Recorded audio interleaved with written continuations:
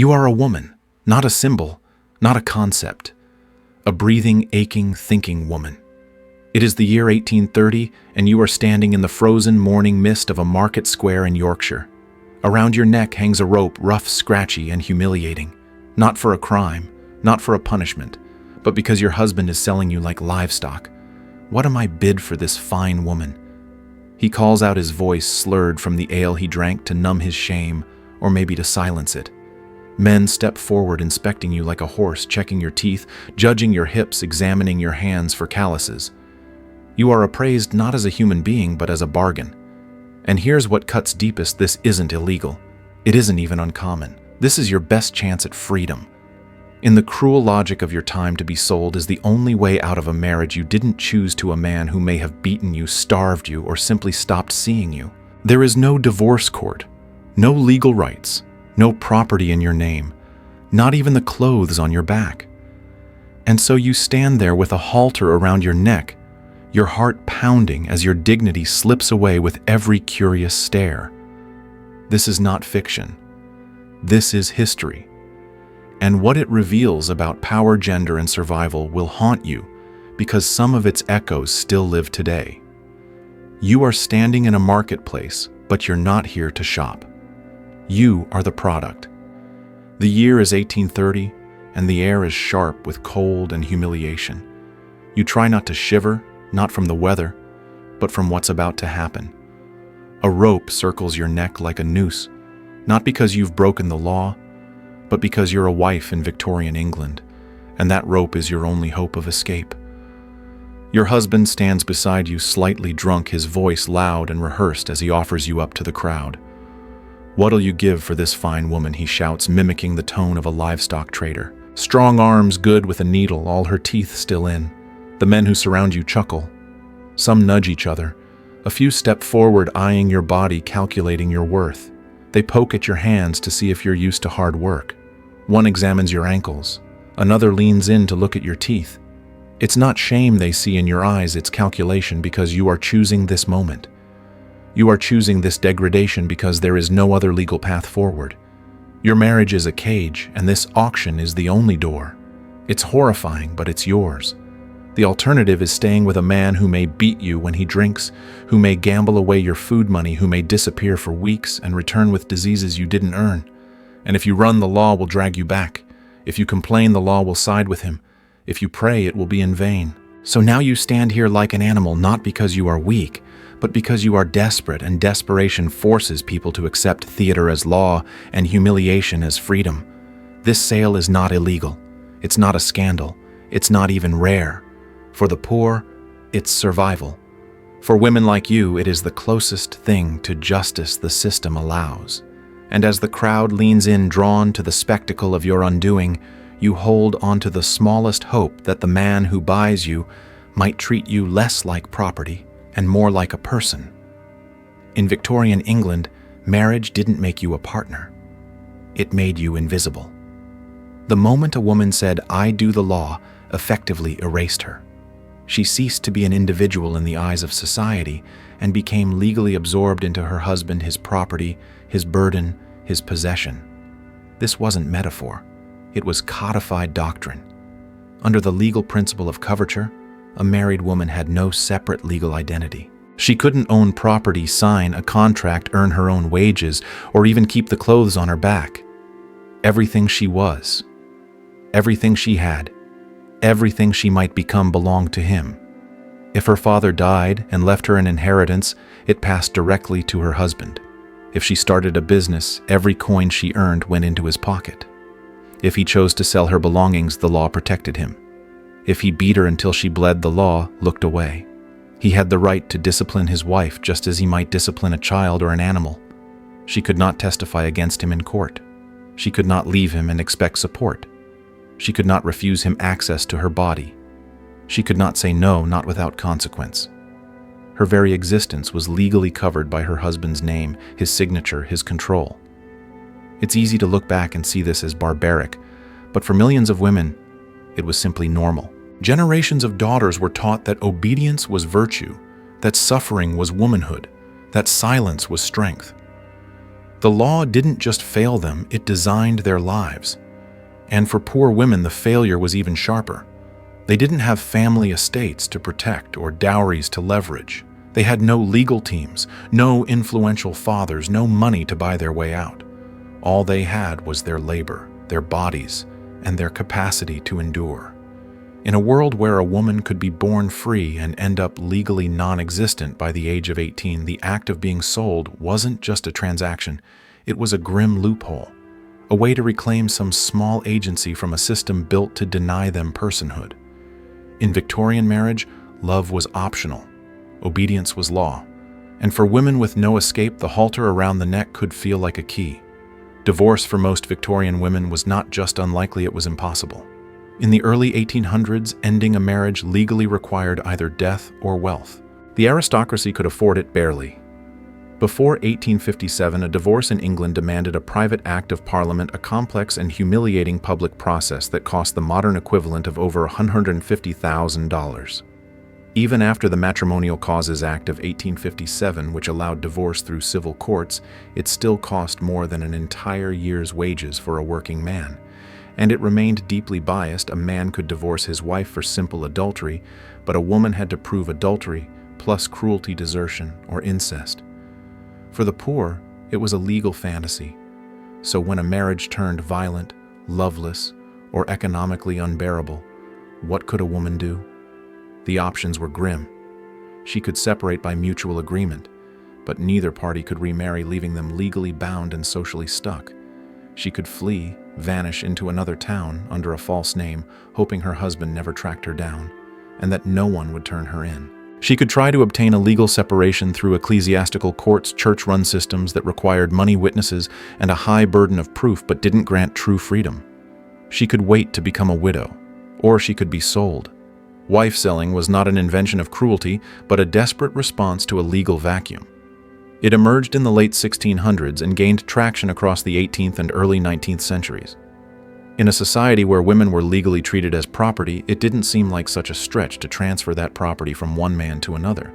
The ritual, crude, public, humiliating was, in many cases, consensual, even planned.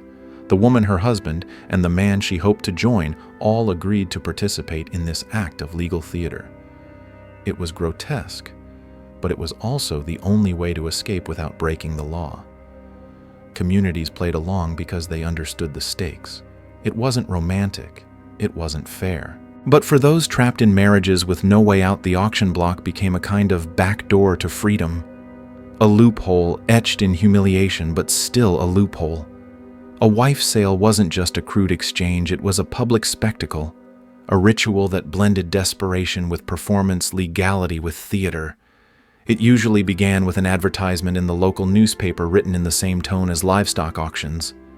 Thomas Gray intends to dispose of his wife Sarah at the market next Tuesday. She is sober, hard-working, and has no known faults. Sometimes it was more bitter. Edward Clark, being tired of his wife, will sell her to any man who dares take her. On the appointed day, the husband would lead his wife into the market square or sometimes into a tavern using a halter made of rope ribbon or even horse tackle.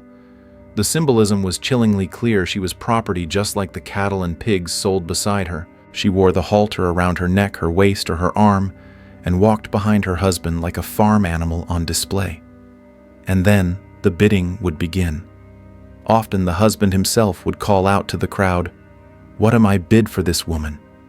She's 30 years of age, healthy, good at mending, and a fine cook." Some sales were lively, with dozens of men pressing in, examining her hands for signs of labor, peering at her teeth, or asking questions about her temperament. Others were quiet and sad, the woman keeping her eyes down. The husband grim-faced, the bystanders unsure how to feel. But here's what made this ritual more than just social cruelty. It carried a form of communal legitimacy. Everyone knew the sale had no basis in law, but because it was done publicly with witnesses, it created a kind of folk divorce. The community would see it, remember it, and in many cases, accept it as final. The halter was then handed from the husband to the buyer like a contract sealed with rope. In a world where the law failed, the poor ritual stepped in. The ceremony offered a dark sort of dignity. It created closure. It transferred responsibility, and it satisfied both conscience and custom. The woman wasn't escaping into a fairy tale, she was stepping into a new arrangement, often with someone she already knew. And though she walked in like livestock, she walked out with something the law denied her a second chance. Not every wife sale was a horror story of coercion. In fact, many were carefully orchestrated performances, a dark parody of divorce and remarriage carried out with surprising coordination. In these cases, the buyer wasn't a stranger. He was often the woman's lover, a man she had chosen and trusted. The public auction was less about competition and more about ceremony, a way to legitimize the transition from one household to another in front of a community that, while bound by law, understood the deeper truth that women had no lawful means to leave a bad marriage, but they could still claim a form of justice through spectacle. Consider the 1826 case in Brighton, where a man led his wife to the market and sold her to a sailor for $5. According to the local paper, she showed no signs of reluctance. In fact, she seemed cheerful. The sailor was likely her partner already, and the transaction gave their new union social validation. In another case, a woman tired of her husband's cruelty insisted on being sold and snapped at him in front of the crowd. "Let be, you rogue. I will be sold. I want to change." Her voice carried across generations, not pleading, not ashamed, but forceful. She wasn't being dragged into degradation. She was demanding her freedom in the only language her society allowed. For some women, the humiliation of the halter and the auction block was a price worth paying if it meant escaping starvation abuse or lovelessness. It was a calculated risk, a gamble on the decency of the next man, a wager that perhaps this time she might be seen as more than property. The crowds gathered not just for entertainment, but as witnesses to a strange kind of justice, a ritualized negotiation of agency in a world where law refused to acknowledge women as full human beings. And though many sales were symbolic with prearranged outcomes, the public nature of the event made them powerful. It wasn't just the man's right to sell, it became the woman's moment to be seen, to speak, to step forward or step away. In the grotesque theater of wife selling, some women found not just escape, but an assertion of selfhood denied by every other institution around them. But not every wife who stood in the market did so willingly. For every story of calculated escape or quiet coordination, there were others soaked in fear, confusion, and betrayal. Some women were dragged to the auction block by husbands who saw them as burdens to discard unwanted mouths, to feed aging bodies no longer useful, or simply obstacles in the path of a new lover. The public setting did not guarantee fairness. It merely made the humiliation communal. In one 1837 case, a blacksmith sold his wife for $1, then drunkenly tried to buy her back when regret set in. When the wife learned of the scheme, she returned not to reconcile but to strike him across the face in full view of the crowd. Her fury was sharp, personal, and justified. The sale had occurred without her knowledge or consent. She had become a commodity in a transaction between two men, and she refused to remain silent.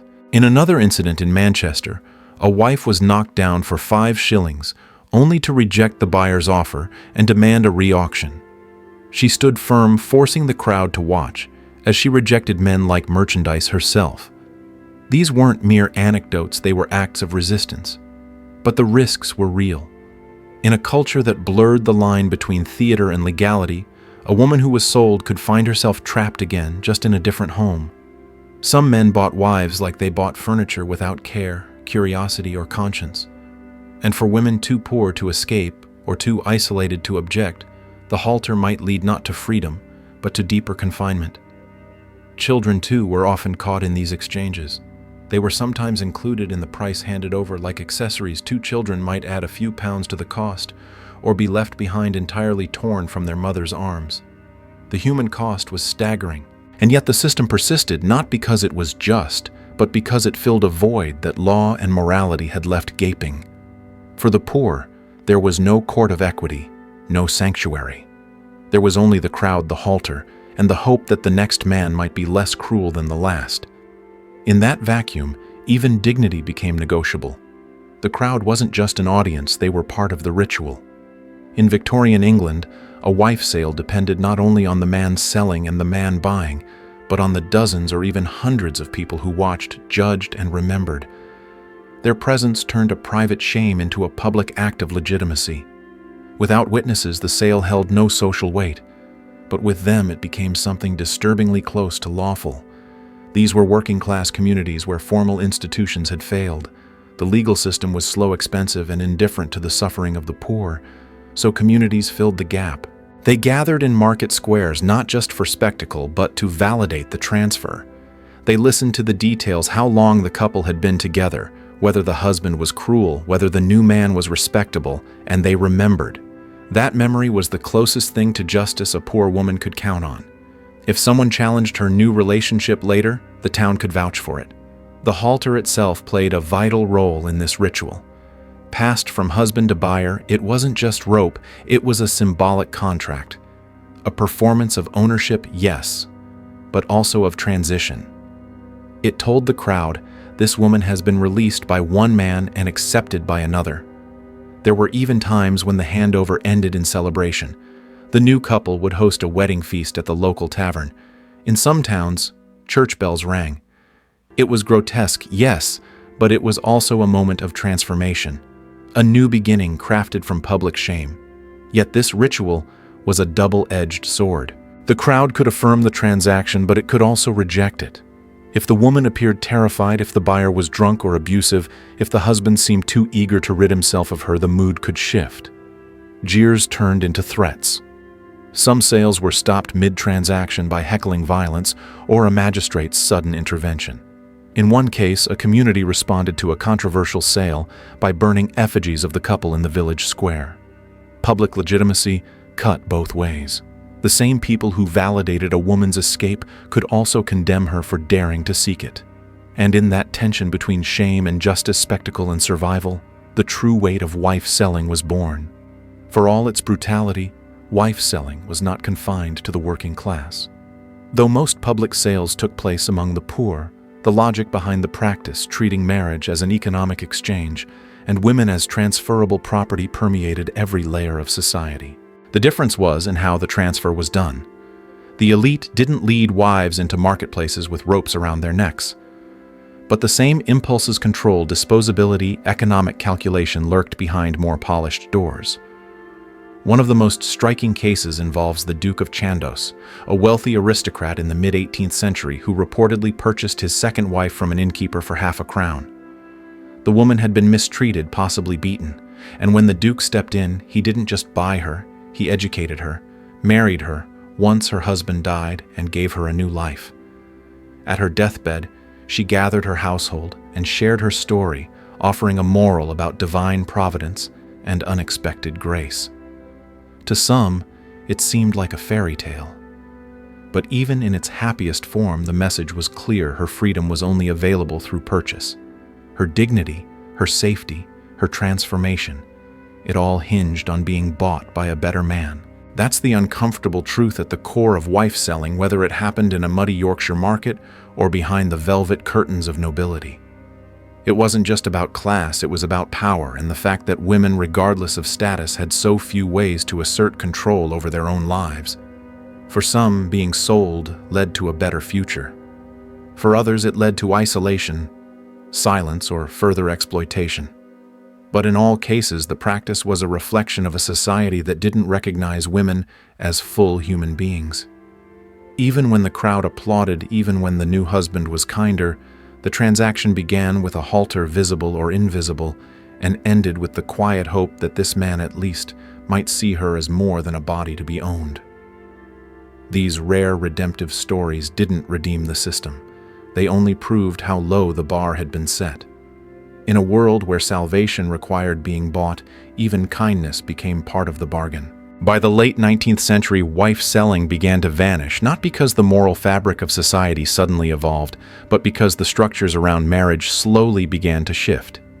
Industrialization brought mobility, urbanization brought anonymity, and most crucially, legal reforms began to offer women the first fragile tools of autonomy.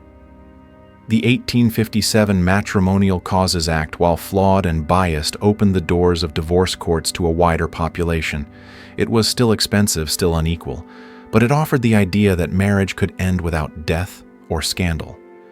And with that idea, the grotesque theater of wife-selling started to lose its grip. The press also played a role. As literacy expanded, newspapers moved from simply reporting sales to mocking them. Editorials began to treat the practice as archaic, rural, and embarrassing, a stain on England's growing sense of modernity. Public sentiment turned from tacit acceptance to amused contempt. In 1881, the Leeds Mercury declared wife selling a brutal, disgraceful survival, and warned that it revealed how thin the veil of civilization really is. The tone had shifted. What was once tolerated, even normalized, was now ridiculed. But that ridicule often ignored the desperation that had fueled the practice for generations. It was easier to laugh at a man selling his wife than to ask why she had no better option. So wife-selling faded not through justice, but through shame. It became something whispered about in rural villages, a relic of ignorance rather than oppression. The last known sale took place in 1901 when a man in Yorkshire led his wife to market and sold her for a pint of beer. It was reported as a joke. But behind the smirk, the woman had still been led with a rope. She had still changed hands. She had still been priced. Even as the halter disappeared from the streets, the systems that had made it necessary remained. Women continued to be trapped in abusive marriages, denied custody of their children, and paid less for equal work. The marketplace moved indoors, but the transactions continued, only now with different scripts. The end of wife-selling wasn't the end of commodified womanhood. It was simply its evolution. Today, wife-selling feels like a relic of a barbaric past, a strange and distant ritual that no modern society would ever allow. And yet when we peel back the layers, the echoes are still there. The language may have changed, the settings may be more polished, but the underlying dynamics of controlled disposability and unequal power still shape how many women experience relationships, marriage, and even escape. The halter has been replaced with legal loopholes, custody battles, and financial entrapment.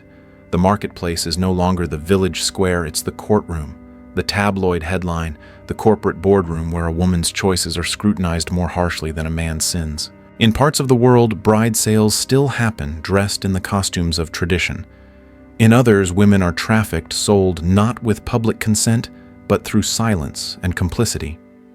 Even in the West, women are still shamed for leaving marriages, judged for prioritizing survival over appearances, labeled gold diggers, ungrateful, irresponsible when they seek freedom.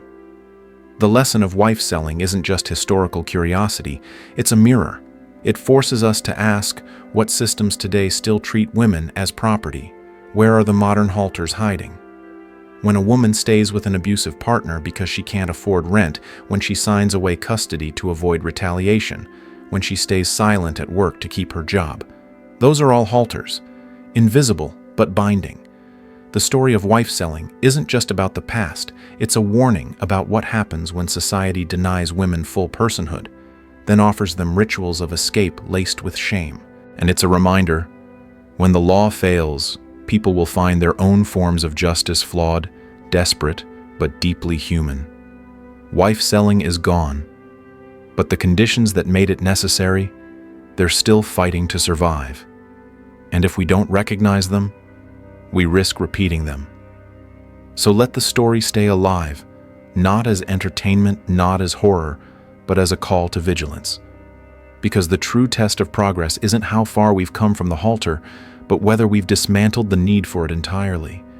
Wife-selling did not vanish because of a single law or moral awakening. It faded under the weight of cultural embarrassment, legal evolution, and historical amnesia. And in that fading, something dangerous happened. We forgot. We forgot that this practice was not some fringe oddity, but a system that operated in plain sight for over a century. We forgot that thousands of women passed through it, some laughing, some weeping, many with no voice at all. And when history forgets, society repeats itself in subtler forms. Wife-selling was a crude form of DIY divorce born out of desperation in a world that denied the poor access to legal separation. But even now, in supposedly modern systems, divorce remains a luxury for many. Lawyer fees, custody battles, housing insecurity, these continue to trap women in harmful relationships. The halter may be gone, but the inequality remains.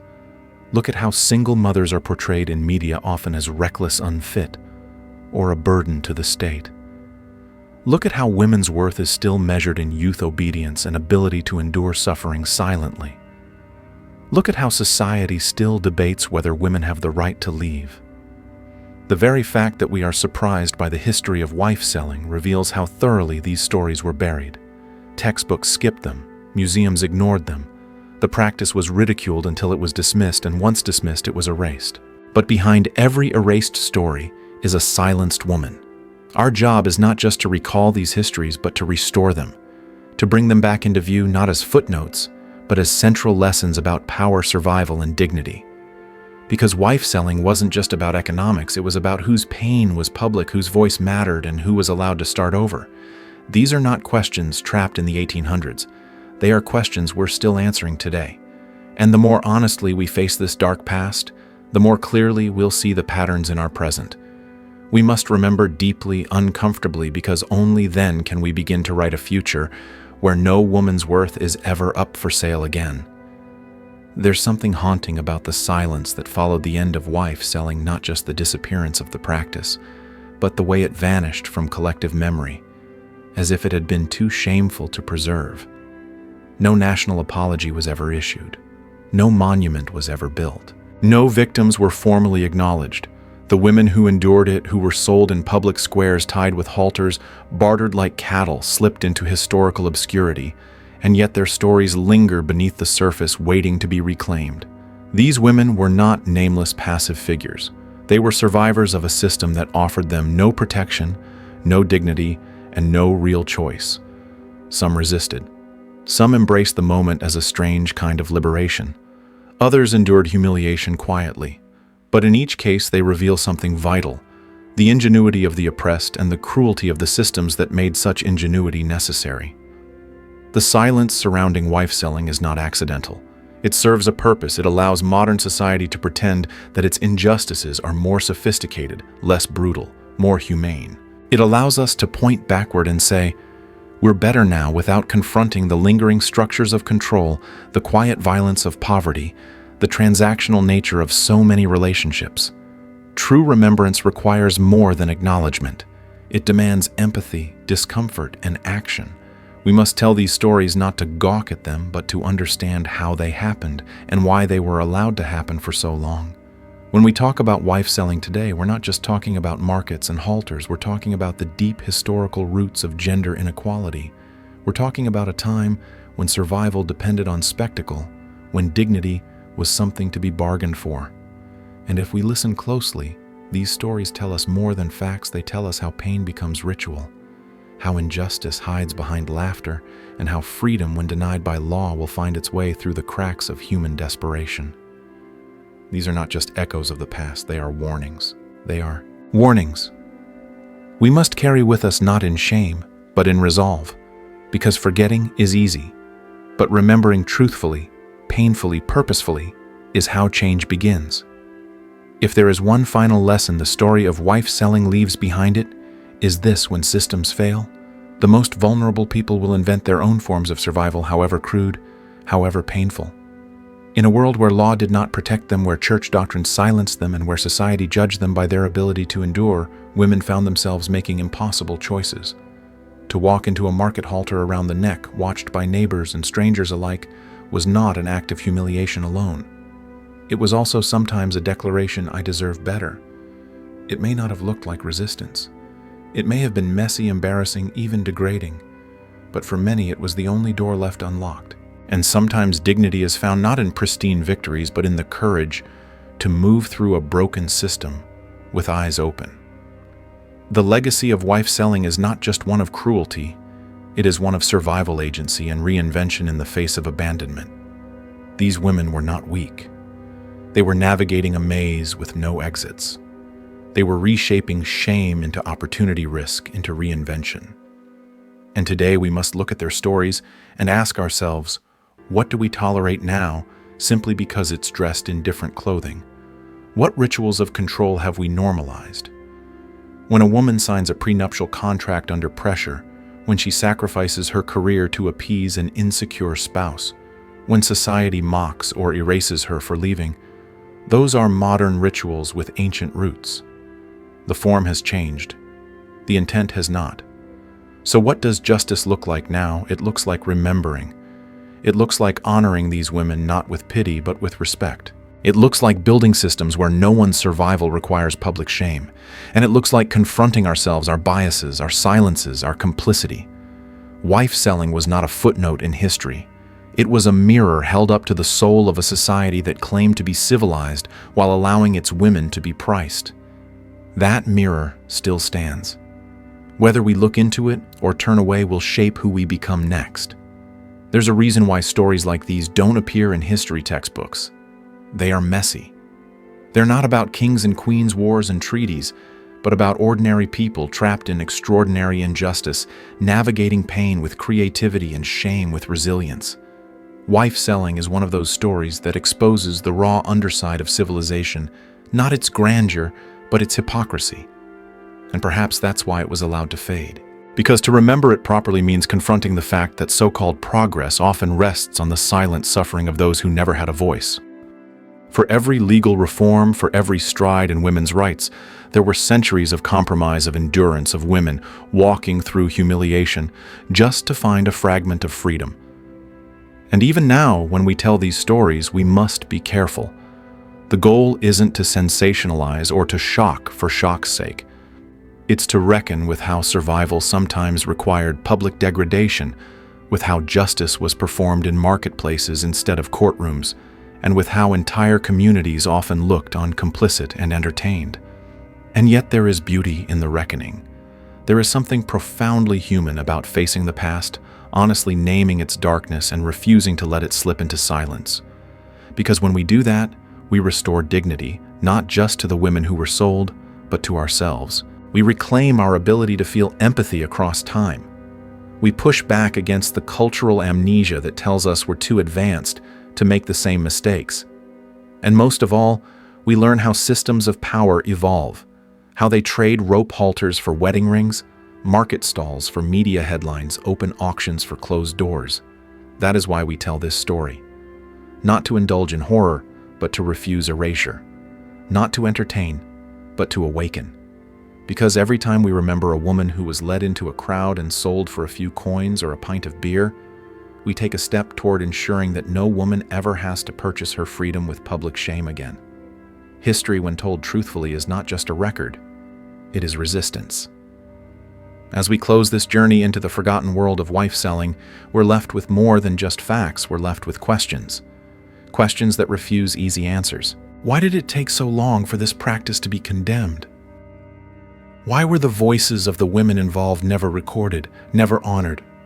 And most importantly, what parts of our modern lives would look just as barbaric through the eyes of future generations? That's the uncomfortable brilliance of history. It allows us to look backward, not for nostalgia, but for perspective. The truth is, wife selling wasn't an anomaly. It was a symptom of a deeper rot. The belief that some people could be owned, transferred, dismissed. That belief didn't vanish with the end of open-air markets. It simply changed form. Today, we see echoes of it in every courtroom where a woman must prove she deserves custody, in every workplace where her silence is demanded in exchange for a paycheck, in every social script that tells her endurance is nobler than escape. The story of wife selling demands we confront these patterns not just to criticize the past, but to challenge the present. Because remembering isn't enough. Mourning isn't enough. The true tribute to these women is change. Change in how we talk about gender. Change in how we teach history. Change in how we build systems that don't force anyone to trade dignity for survival. So let us remember the woman in the halter not as a caricature or cautionary tale, but as a symbol of courage, of someone who walked into a crowd and said in her own way, "I choose something else." Her choice wasn't perfect. It wasn't always voluntary. But it mattered. Because every step she took away from the man who sold her, every crowd that watched and every paper that recorded her price, revealed something crucial, that even in a world designed to forget her, she left a mark. And now that mark is ours to carry, not as shame, but as purpose. Let her story echo not in silence, but in resolve. We end not with closure, because history like this doesn't close, it lingers. It leaves behind unsettled dust, quiet ache, and a mirror we must dare to look into. The story of wife selling is not just about rope halters and dusty markets. It is about power disguised as custom. It is about how entire societies build rituals to justify the pain they don't want to see. And it's about how, even in the most humiliating of circumstances, the human spirit searches for a door, any door, out of the fire. These women sold like livestock were never just victims. They were innovators of survival in a system that punished them for wanting to live with dignity. They remind us that when official paths are closed, people will make their own, sometimes shocking, sometimes uncomfortable, but always deeply human. And that truth should humble us. Because if such cruelty was once seen as normal, what might we be normalizing now that our grandchildren will struggle to forgive? We must look at these stories with clear eyes and full hearts, not to assign blame to people long dead, but to understand the systems we have inherited and the responsibilities they bring. The marketplaces of injustice have not all been dismantled. They've just gone indoors. They exist in courtrooms, in wage gaps, in digital silence. They exist in the eyes of a woman who wonders if anyone will believe her. They exist wherever freedom is conditional and dignity is priced. But stories like these crack something open. They remind us that change is possible, but only if we remember, only if we speak, only if we refuse to let these women remain faceless. So let this not be the end, but the beginning of telling hard stories, of asking deeper questions, of building a world where no one must barter their body, their future, or their self-worth in front of a crowd. Because history is not just what we inherit, it is what we choose to carry forward. And today, we choose to carry her not as a shadow, but as a signal. That silence will not protect us, but truth just might. And now, as we take our final steps through the haunting corridors of this forgotten history, one truth remains unshakable. The past is never truly past. It breathes beneath our laws, whispers through our traditions, and lingers in the silences we inherit. The women who were sold in markets, halters around their necks, are not just buried in archives, they are buried in the habits we don't question, the systems we take for granted, the suffering we choose not to see. This story, uncomfortable, messy, often dismissed as folklore, forces us to confront a deeper reality that progress without memory is just illusion. A society that forgets where its cracks once split will eventually build over the same fault lines. Wife selling may seem impossibly distant to us now, yet it is the shadow behind every institution that still allows one person to be diminished, priced, or dismissed based on gender status or silence. And while the halters are gone, the metaphors remain. Today they look like coercion dressed as romance, like dependence disguised as love, like laws that still fail to protect women fleeing violence, like headlines that mock instead of listen. But there is hope in the telling, because every time we unearth a buried truth, we disrupt the comfort of forgetting. Every time we speak a silenced name, we restore humanity to the invisible. And every time we allow history to pierce us, not just inform us, we take a step closer to becoming the kind of society that does not repeat itself in more elegant disguise. These women sold not for who they were, but for how inconvenient they had become, deserve more than pity. They deserve recognition. They deserve to be taught, remembered, mourned, and honored. And so we close this story, not with an ending, but with a call to speak what was hidden, to feel what was silenced, to carry forward what was nearly erased. Because when history is reclaimed with compassion, it doesn't just teach us who we were. It dares us to become better than we thought possible. And that, perhaps, is the most powerful resistance of all. So now, having walked through the dust and sorrow of this forgotten history, we are left not with a clean conclusion, but with a responsibility. The story of wife selling is not merely a curiosity from a bygone era. It is a revelation of what happens when pain becomes normalized, when the powerless are forced to negotiate their dignity in public, and when society chooses tradition over justice. These women sold like cattle, yet yearning for something as simple as freedom, deserve more than historical footnotes. They deserve to be seen not as relics of a savage past, but as mirrors reflecting our present choices. Because the systems that allowed wife selling did not vanish overnight. They evolved. Today, control may come dressed in legality and politeness, in polite disapproval or financial dependence. And that's what makes this story urgent, not because we fear its return in the same form, but because its spirit never truly left. If we are wise, we will not look away. We will see the echoes in our courtrooms, in our shelters, in the quiet sacrifices women still make behind closed doors. We will teach our daughters that survival should never require shame, and our sons that love must never be measured by control. And perhaps most of all, we will teach ourselves that the measure of a civilization is not in how it builds its monuments, but in how it treats those it believes no one will remember. These women were forgotten. Let that never happen again. Let this be our promise that we will not allow history to bury those it once humiliated, that we will carry their stories forward, not as warnings, but as witnesses. Because in remembering them with truth, we reclaim something essential in ourselves. And in doing so, we take one step closer to a future where no one's worth is ever up for sale again.